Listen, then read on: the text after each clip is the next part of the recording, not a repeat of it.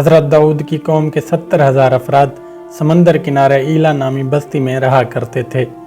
इन लोगों को अल्लाह ने हज़ारों नेमतों से नवाजा था, लेकिन जब राहत व सुकून आया ये अल्लाह की इबादत से महरूम हो गए और ये अल्लाह की मखलूक़ात पे जुल्म करने लगे। तो यूँ अल्लाह ने इन्हें खबरदार किया कि हफ्ता में एक दिन यानी यौम हफ्ता को शिकार ना किया करो। एतवार से लेकर जुमा तक जितना शिकार पकड़ने हैं पकड़ लो, लेकिन एक दिन अल्लाह की इबादत और मखलूक के अमन के लिए रख दो। यूँ अल्लाह ने इनका इम्तिहान लेना शुरू कर दिया। वो एतवार से लेकर जुमा तक समंदर में मछलियाँ पकड़ने लगते तो मछलियाँ ज़्यादा मिकदार में हाथ में ना आती, और वो हफ्ते के दिन समंदर को देखते तो उनको बड़ी बड़ी मछलियाँ नज़र आने लगती। इनमें से एक शख्स को शैतान ने वर्गलाया कि परेशान क्यों होते हो, मेरी तरकीब पे अमल करो, तुम शिकार से कभी महरूम नहीं रहोगे। तो शैतान के कहने पे हफ्ते के दिन उस शख्स ने कांटा लगाकर डोरी को समंदर में डाल दिया ताकि मछली फंसे, और शैतान ने कहा इस मछली को तुम एतवार के दिन निकालना और यूं हफ्ते की हुर्मत भी बाकी रहेगी और तुम्हारा शिकार भी हो जाएगा।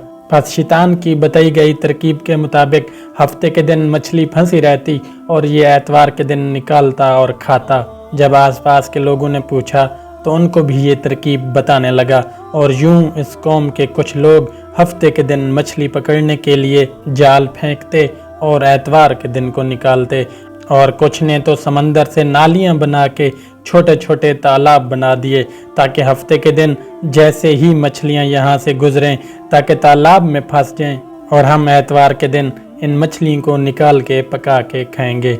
इस गांव में अल्लाह के कुछ ख़ास बंदे भी मौजूद थे जो कहने लगे कि ऐ लोगो, अल्लाह ने हफ्ते के दिन शिकार करने से मना किया है। ये जो तुम जाल फेंकते हो या छोटे छोटे तालाब बनाते हो, तो इनमें अगर हफ्ते के दिन मछली फंसती है, शिकार हफ्ते के दिन का होगा। अल्लाह के आज़ाब से डरो, अल्लाह की नाफरमानी ना करो। वो लोग इन लोगों का मजाक उड़ाने लगे। अब इस बस्ती में 3 गिरोह रहते थे। एक वो जो साहले बंदे थे और इनको गुमराही से रोका करते थे, नाफरमानी से रोका करते थे। एक वो गिरोह था जो इन नाफरमानी करने वालों से नफरत करता था और खामोश रहते थे। तीसरा गिरोह यही लोग थे जो अल्लाह की नाफरमानी कर रहे थे। तो यूं इन नेक बंदू ने बस्ती में बीच में से दीवार को खड़ा कर दिया और ये हुक्म नाफिज किया कि अल्लाह की नाफरमानी करने वाले उस तरफ रहेंगे और हम जो अल्लाह के फरमा बरदार हैं वो इस तरफ रहेंगे। वो लोग इनसे बार बार कहते रहे कि आए लोगो, अल्लाह से डरो, खुदा से डरो। कौम लूत का, कौम समूद का जो हशर हुआ उसको याद करो।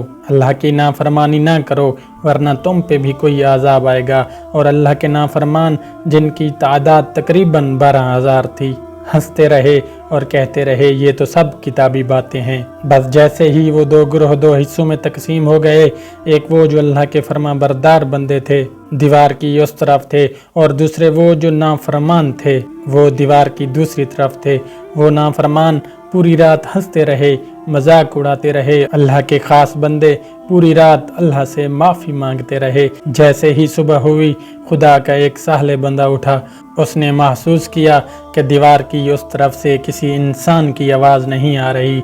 जैसे ही दीवार की उस तरफ देखा तो क्या देखते हैं कि सारे के सारे वो लोग बंदर की शक्ल में तब्दील हो चुके थे और बंदरों की हरकतों को अंजाम दे रहे थे। तो वो जो साहले लोग दीवार से देख रहे थे उन्होंने अपने रिश्तेदारों को उनके कपड़ों से पहचाना और चीख कर रोने लगे और अल्लाह से माफ़ी मांगने लगे। लेकिन अल्लाह का आज़ाब जब आना होता है तो वो आकर रहता है।